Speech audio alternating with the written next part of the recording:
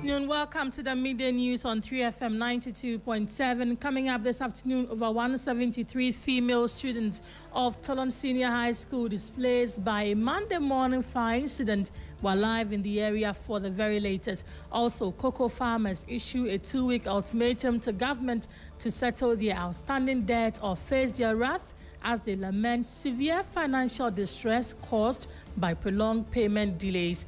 And we'll go behind the numbers and interrogate the delegate voter dynamics in the just ended NPP presidential primary, which saw Dr. Mahmoud Bawumia elected as the NPP's flag bearer. Also later, Parliament to resume from recess tomorrow. Key major issues to be considered include the reintroduced anti-LGBT bill and the motion for an inquiry into the alleged code board losses. Details of this and more shortly.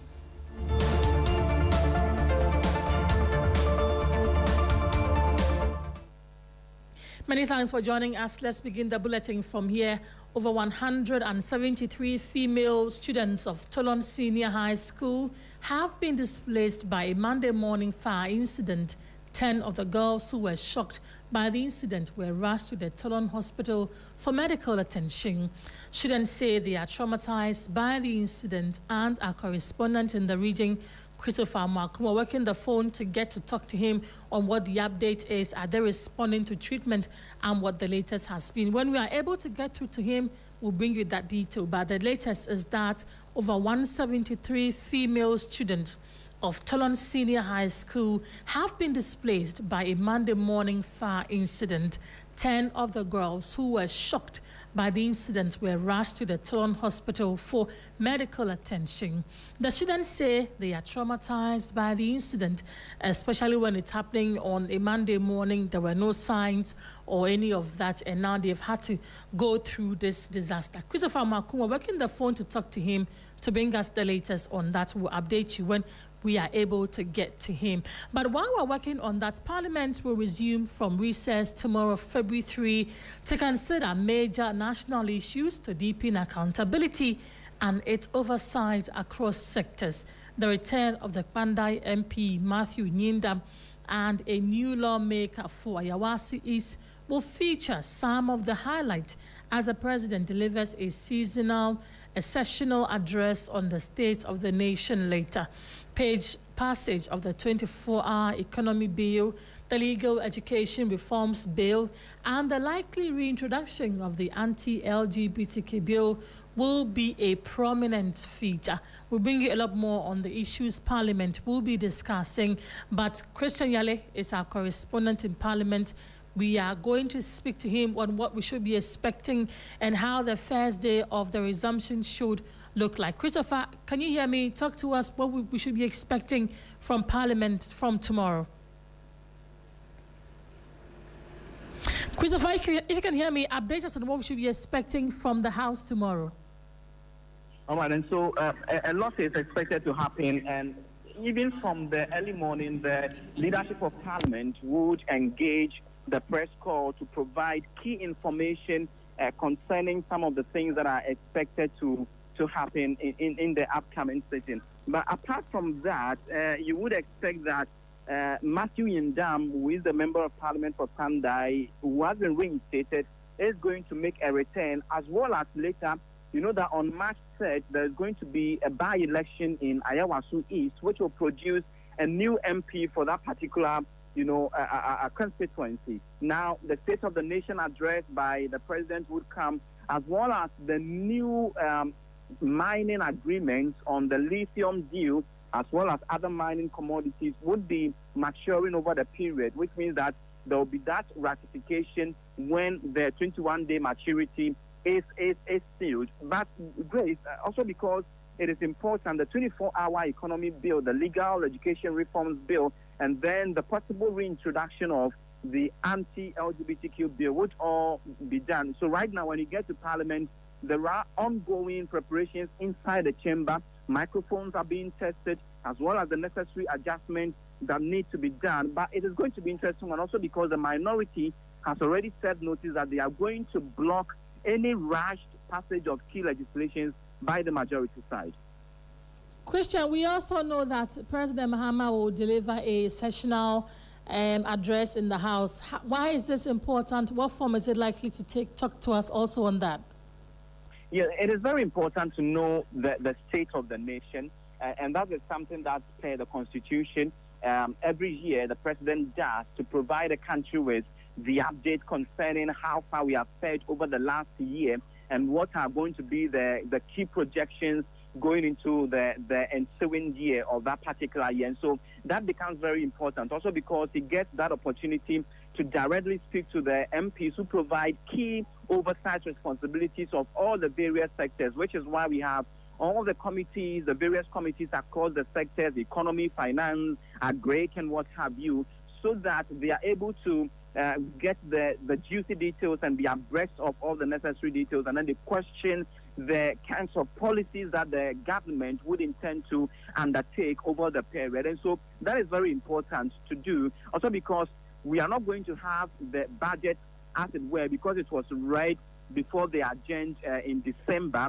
We'll wait for the mid-year budget review, which would come in the second meeting of this year. And so the SONA becomes very important for all major stakeholders. You have the diplomatic community, being Parliament, as well as other key stakeholders appear to listen to the president, and then afterwards they will do what you call the post-mortem analysis to see, and especially on the minority front.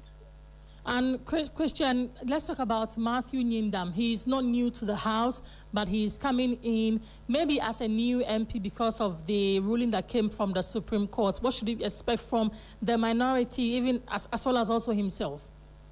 See, as for the minority, they are not ready to lose any more members. Right now, they are 86. When Matthew Nyindam returns, it brings their number up to 87 against 188, because the majority has also lost one MP at Ayawaso East. And so after this by-election, which is upcoming, we're going to see which of the two sides would get an additional number to add to their figures. And so Nyindam's return becomes very important. Now, after all the necessary procedures have been undertaken, from the Electoral Commission, from writing to Parliament, or from the clerk writing to the Electoral Commission to get that official announcement made, he would return to the House to resume his work. Like you said, he is not new, but the expectation is that now that he is back, it adds that strength to the minority side. Who would you want to give the majority MPs any little chance for them to have their way? Now, when you listen to even the minority leader yesterday who spoke, engaged NPP stakeholders in his constituency, there is that clarion duty on them or on their side to ensure that they scrutinize all government policies and ensure that there is proper accountability. And so that is only going to give them further breadth or additional strength for them to undertake their work. And so it is a plus for the minority side, who are thinking that, if possible, they would claim the Ayawaso East seat as well to make their numbers 88 in the end. Right. Christian, thank you for those updates. Christian Yali, my colleague, updating us on happenings in Parliament tomorrow, because the House is going back after recess, telling us all we need to know, especially also because around the time the president will also present a sessional State of the Nation's address. Talking about the State of the Nation, cocoa farmers in Ghana have given government a 2-week ultimatum to pay their outstanding debt or face their wrath. The farmers, who are facing severe financial distress due to significant payment delays for being supplied during the 2025-26 season, say they are compelled to sell to other cocoa purchasing markets.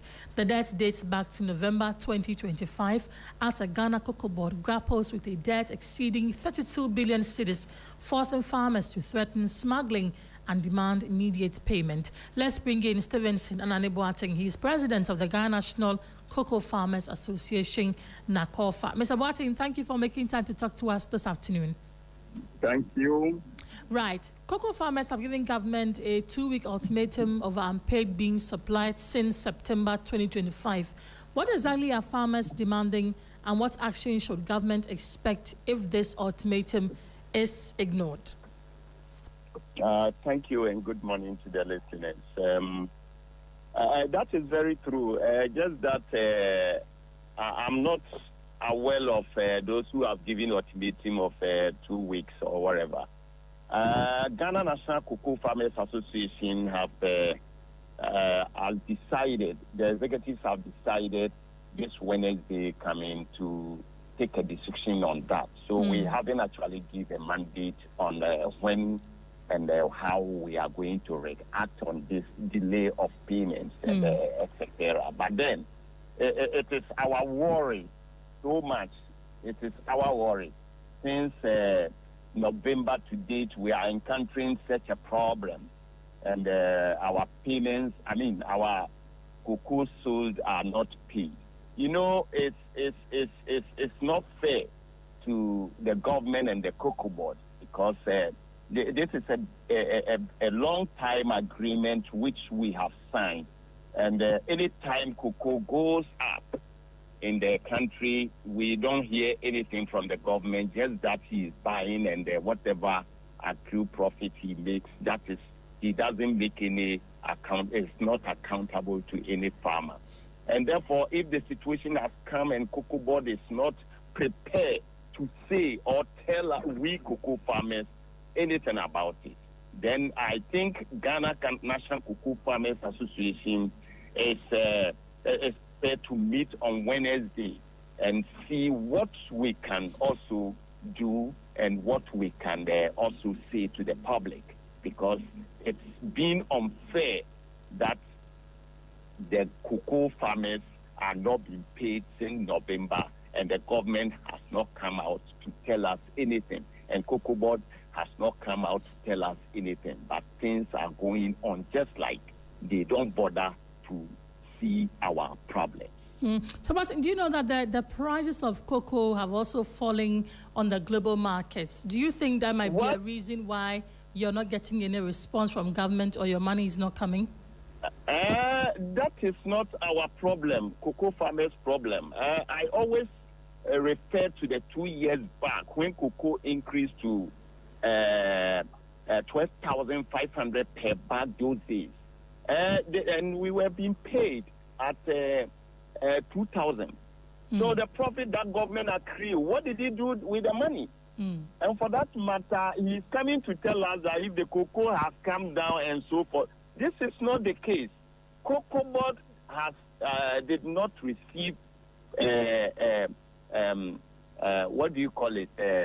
The money he collects from these people every year. That's syndicated loan. That is why this thing has become a problem. And if cocoa board and the government cannot stand to buy cocoa any longer, it should let we cocoa farmers aware, because government doesn't have cocoa farm in the country.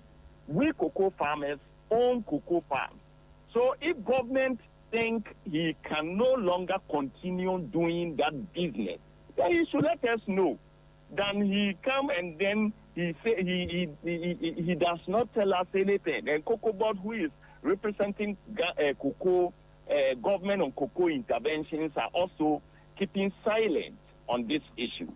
In fact, we are very, very agreeable to that extent, because it's not fair and it's unfair, and it's also going to make this government unpopular if he continues making these issues happen like that. And we don't want it to happen.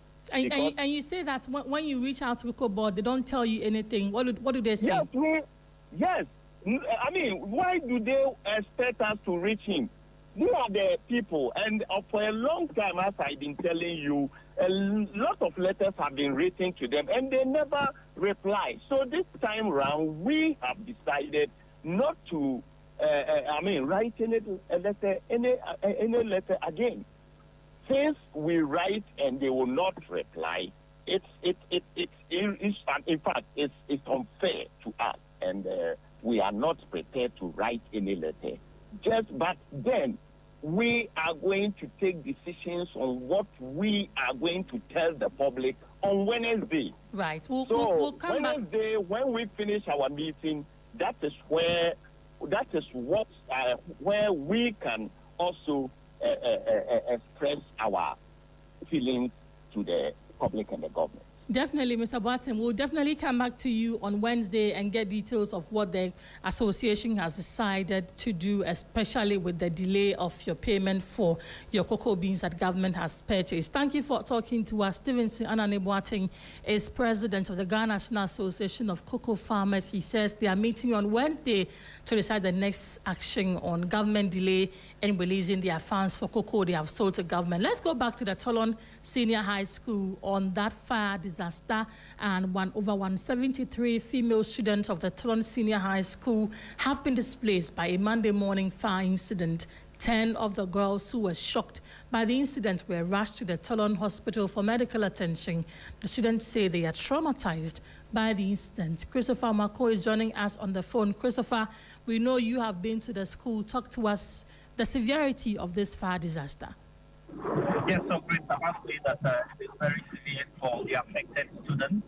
As we speak, the management of the school, together with other stakeholders, have asked the affected students to go home for a week so that the school management would put in place adequate measures to ensure that by the time they return, that they will have a place to sleep and also go about their academic activities. And so, as we speak, these affected students will be leaving the school immediately after management is done with its meeting. Now, the other issue is that the incidence of fire in the northern parts of the country, especially in senior high schools, is becoming one too many, because we remember 2 years ago the Karaga Senior High School, even the Tolon Senior High School, where this incident had happened 2 years ago, there was a similar incident at that particular school. Worrying enough is the fact that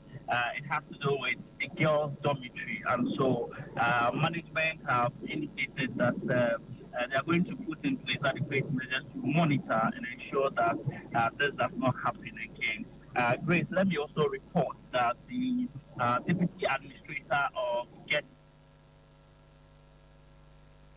is already in the region to assess the impact of the fire on the Northern School of Business. Was shocked to also hear about the incident at Tolon Senior High School. So as we speak, he's just left the Tolon Senior High School, heading back to Tamale. He says that he has observed for himself the level of damage and will be communicating to the administrator of GETFund so that to take measures to immediately reduce the incident. Christopher, thank you for those updates. How are the students responding, the 10 who were rushed to the hospital?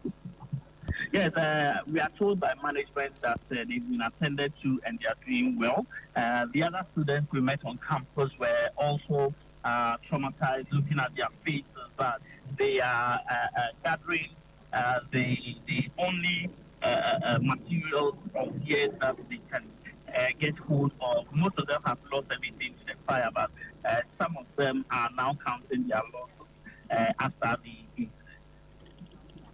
Right, Christopher, thank you for those updates. We'll definitely come back to you for more. Christopher Mako is my colleague, bringing us updates on that fire incident at the Tolon Senior High School. We'll be going to the quarters of the New Patriotic Party very soon because of what exactly happened over the weekend. Dr. Mahmoud Bawumia elected as a flag bearer of the NPP going into the 2028 elections. But while we go there, let us take a dash quickly through the courts and then we'll come back to the NPP, because the High Court has ordered Chief Executive of Defunct Men's Gold Company Limited, Nanapia Mensah, aka Namwan, to file his witness statement after he attempted to give oral testimony. Namwan has opened his defense after the Supreme Court dismissed his application to quash the High Court's decision. Namwan and his two companies have been charged with buying and selling gold without license, defrauding by false pretense, and money laundering. Lord Edward Sari is our eye and ear at the court. Lord, briefly talk to us what this means to the continuance or the processing of the case. Right, great. So a bit of background here. You saw that at the last time we were in court, the Supreme Court had dismissed Namwan's application to quash the High Court decision. Now, today in court, his lawyers indicated that they had filed a repeat application to quash the decision of the High Court, which ordered him to opened defense after a prima facie was established against him. Now, they indicated that they had withdrawn that application, and so what it meant was that Namwan can now open his defense. Now, Namwan chose to give oral evidence or testimony as far as his case is concerned, and so he actually started, and then along the line, he indicated to the court that, for example, they had written letters to PMMC and then acquired the license to operate as a gold dealership firm. But then the presiding judge in the matter indicated that he cannot make in such evidences without documentary evidence. And so the court then ordered him to file his witness statements, which will include him adding exhibits of evidence of his license and other documentation that he intends to rely on. Another thing that Namwan indicated was that he's going to get separate lawyers for the two other entities. Grace should know that Namwan, apart from he himself being the chief executive, his other entities, View Marketing Contracts and one other, have also been charged with the charges that he is facing as well. So he's indicated that he's going to get separate lawyers to defend those separate entities. So the case is back in court on February 19, by which time the court has indicated that he should have filed his witness statements for all three accused persons, and then the case will proceed from there, Grace. Right, Lord, thank you for those updates. Lord Idwasari, our man in the court. Let us now come to the headquarters of the New Patriotic Party, and in a resounding display of dominance, Dr. Mahmoud Bawumia was declared the outright winner of the New Patriotic Party NPP presidential primary, clinching the party's flag bearership for the 2028 elections with a sweeping victory in 14 of the country's 16 regions. The Electoral Commission released the final certified results late Saturday night following the primary, confirming that Dr. Bawumia secured 110,643 votes, equivalent to 56.48% of the total valid ballot cast by over 196,000 delegates at 333 polling stations nationwide. From the regional breakdowns, Dr. Bawumia triumphed in key strongholds such as Ashanti, where he polled nearly 20,000 votes, Greater Accra around 19,800 votes, Eastern, Western North and Bono East with approximately 69,000 votes. 69% in the region alone are for a clean sweep across all constituencies, Northern and Upper East, over 60% despite one minor loss in a single constituency and several others.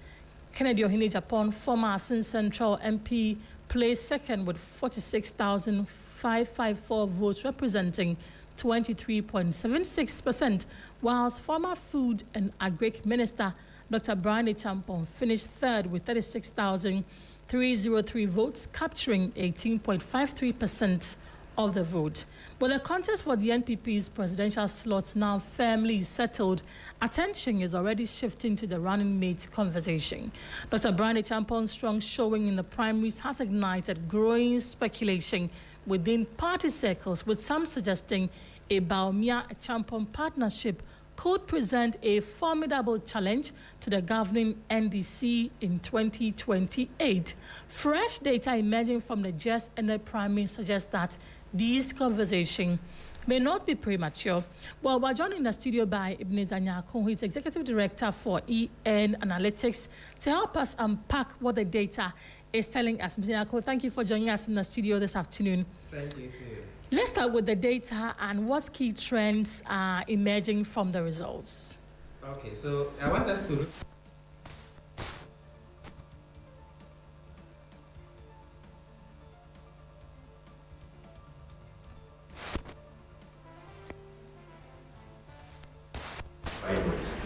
now what we are seeing in the data is that Ken in 2020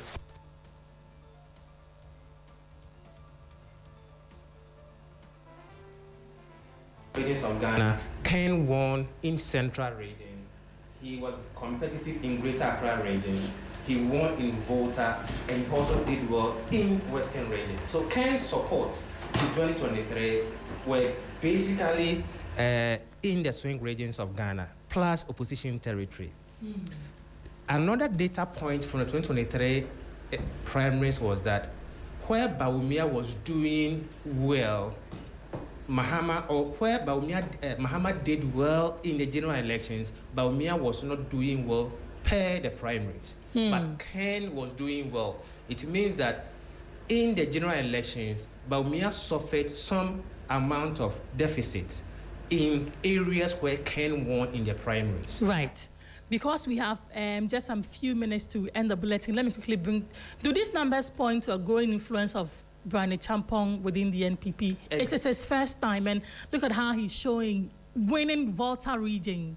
Exactly. In fact, he went to where Ken is strong and took those regions as his own. And he won in 8 regions between Ken and Brian. Each one won, let's say, we are taking Dr. Bawumia out of it. Each won 8. Brian won in areas that would be more beneficial to the NPP as a party.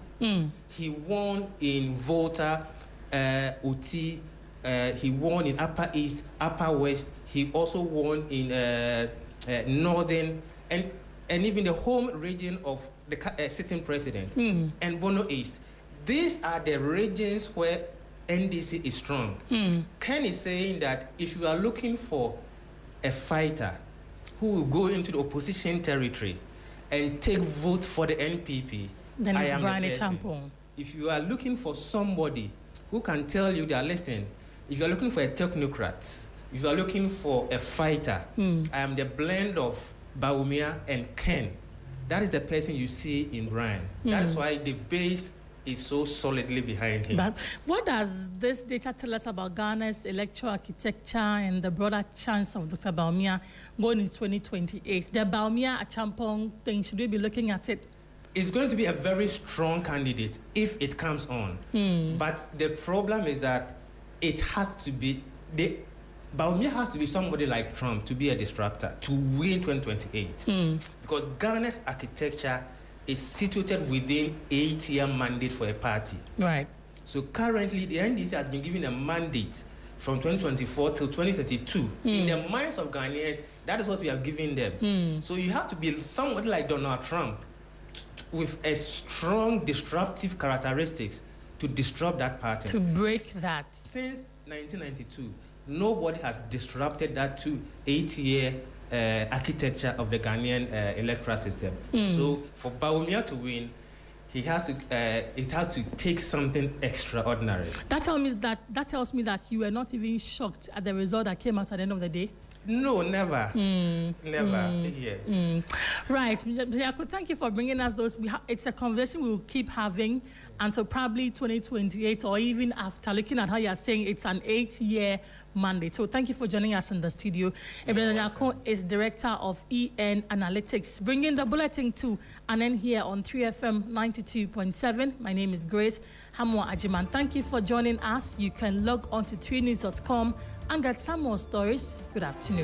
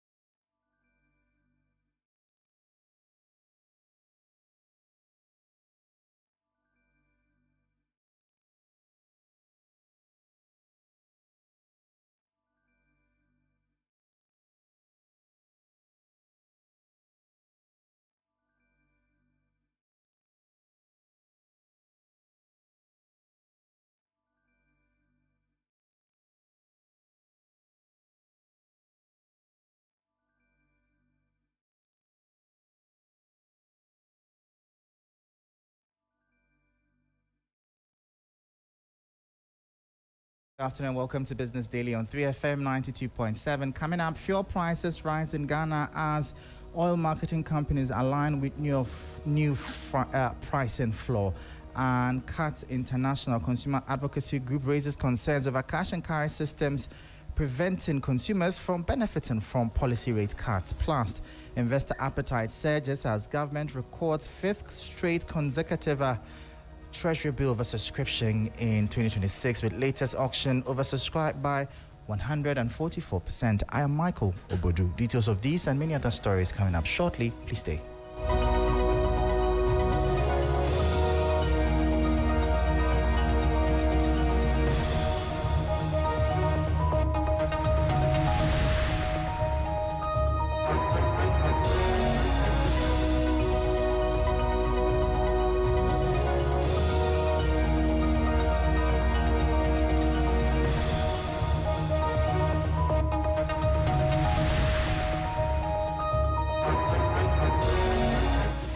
Thank you so much for your time. Straight into our top story. And motorists across Ghana are facing slightly higher costs at the pumps today, February 2, 2026, as major oil marketing companies begin adjusting prices upwards. The surge follows a new directive from the National Petroleum Authority and a challenging month for the Ghana cedi.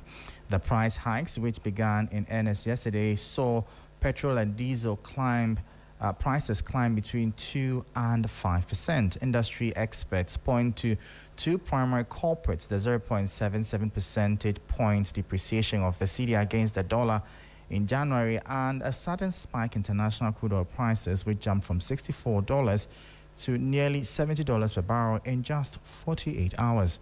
While many firms are still finalizing the reviews, several major players have already confirmed their new rates. At Goil, petrol is now selling at 9 cedis 99 pesos per litre, while diesel has increased to 11 cedis 90 pesos. Zen Petroleum is pricing petrol now at 9 cedis 99 pesos, up from 9 cedis 94 pesos, while diesel at 11 cedis 44 pesos effective today. The market leader Star Oil has adjusted petrol to 9 cedis 99 pesos to meet the new price floor, but notably maintained its diesel price at 10 cedis 95 pesos, which is also in tandem with the floor price. Now, away from that, in a major move to modernize the nation's capital market, the Ghana Stock Exchange has officially rolled out its new listing rules today, February 2, 2026. This comprehensive update replaces the outdated regulations that have governed the equity market since 2006, nearly 2 decades ago. This report has more. The rules replace the 2006 listing rules and will apply to all new applications, submissions, filings, and continuing obligations on the exchange from February 2, 2026. In a statement, the GSE said market participants and issuers are being advised to familiarize themselves fully with the new framework. The exchange also announced plans to hold an engagement session to provide guidance and improve understanding of the provisions with the aim of ensuring full compliance. The introduction of the new rules comes after a strong year for the local bourse. The Ghana Stock Exchange ended 2025 as the best performing stock market in Africa, posting a return of more than 137% in dollar terms in 2025. The market capitalization also rose sharply, increasing by about 55% from 111 billion cedis at the end of 2024 to 172 billion cedis by the close of December 2025.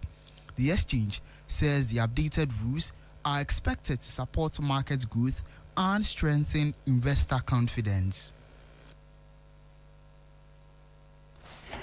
And that was a 3 Business News Desk report. Away from that, the government of Ghana's domestic borrowing program kicked off the year with significant momentum, securing its 5th consecutive oversubscription during the Treasury bill auction held on January 30, 2026.